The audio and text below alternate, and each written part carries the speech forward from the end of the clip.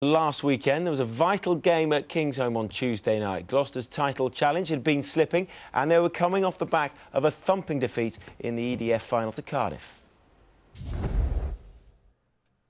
So Gloucester, with confidence shot to pieces, returned to Kingsholm on Tuesday night, knowing they had to win to keep their fate in their own hands. Much to contemplate for Dean Ryan then. Carlos Spencer taking it to the line. Simpson-Daniels straightening and getting clattered there by Sanderson. Sanderson all over that. Advantage being played to Gloucester. And they're looking to play with width. Foster. And Barkley knocks it on. Going back now for the penalty. Spencer deciding to dink it into the corner. Gloucester with a statement of intent. Look as though they're chasing those 4 tries. But the line-out was not straight. Talai, big strong running. Spencer's struggling to hold him, and still he goes forward. Powell inside flick. Rasmussen spinning really close now. 3 points each, but this is an excellent position for Worcester. They have the penalty. Willie Walker knocks it over. The visitors into the lead. Big boot downfield, and the ball finds Spencer. Across to Ollie Morgan. Watkins now decides to put his foot to the floor, and Grove cuts him down. Gloucester trailing by 3.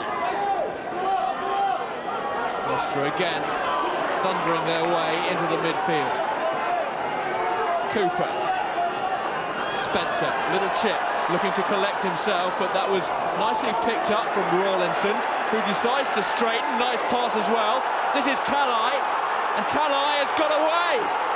The number 8 is going to score here. What a try from Worcester.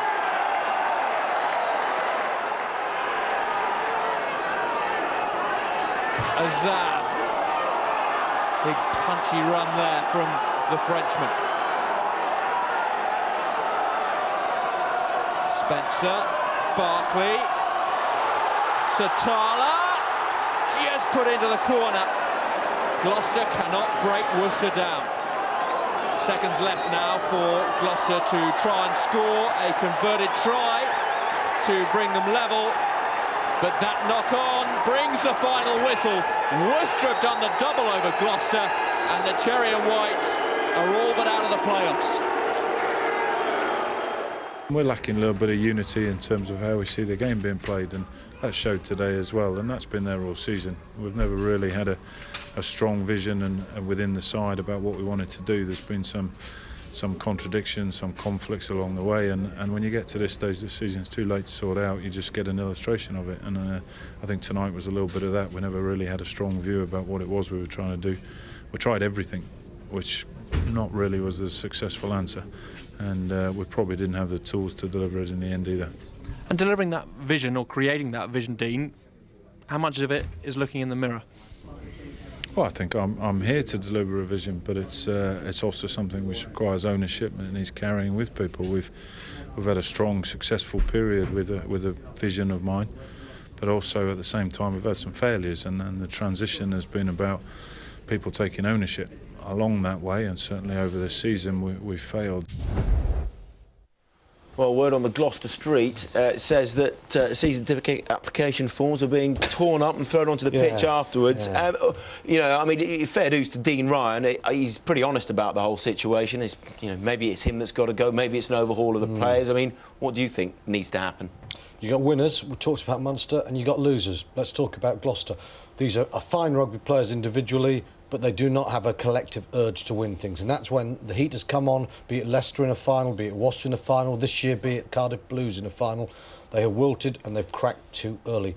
They're a well-paid group of players who are very good rugby players, and they don't want it enough. And to come from Gloucester, a club that is so proud of its roots and so determined to be successful, so determined to bloody the nose of richer towns, it's very sad, but this group of players are professional in the way they get paid, not always professional in their application for winning big matches. Gary, what do you do then if you're Tom Malkinshaw?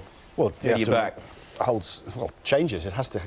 has to come. Dean Across Ryan, the board, management, players. Dean Ryan at the beginning of the season said we have to win some silver. We have to stop choking at the big times. It was a hard game for them because they had a mauling off the Blues on the Saturday. But actually, they were like robots out there. They weren't rugby players. They were robots. And that's the problem. Yeah. So if it's a coaching aspect, Tom Walsh has to make big decisions in that situation. And it was a terrible game to watch, Well, truthfully honest. if Dowie's saying they're robotic, I mean, that's a coaching issue, isn't it? Yeah, they're coaching mentally, issue. physically shot on the back of the Cardiff. It's not just the Cardiff game that's done to it. They've lost that edge. They've lost that ability to get across the game line with that. You know, you highlighted Spencer. He's just too lateral. They've dillied and dallied with their fly-off all season. He couldn't come to a decision. Therefore, he talks about the inconsistency in terms of how the team's playing. At times, there's been inconsistency in the selection, and that will lie with Dean Ryan. I mean, Ollie Barkley came. He was the big-name transfer at the start of the season. Ollie Barkley likes to stand deep. It's best for Bath. He stayed deep. He uses his left foot. He picks his angle. Ryan Lamb, he loves to stand flat because he's got great hands, he's got a quick brain, loves to bring people like Anthony Allen onto it. There was a dichotomy in what they were doing at 10 and 12, and Dean Ryan made that sign-in, and it hasn't worked in the midfield all season, and Dean must be responsible for that. Dark times for the Shed. OK, so let's now take you back to last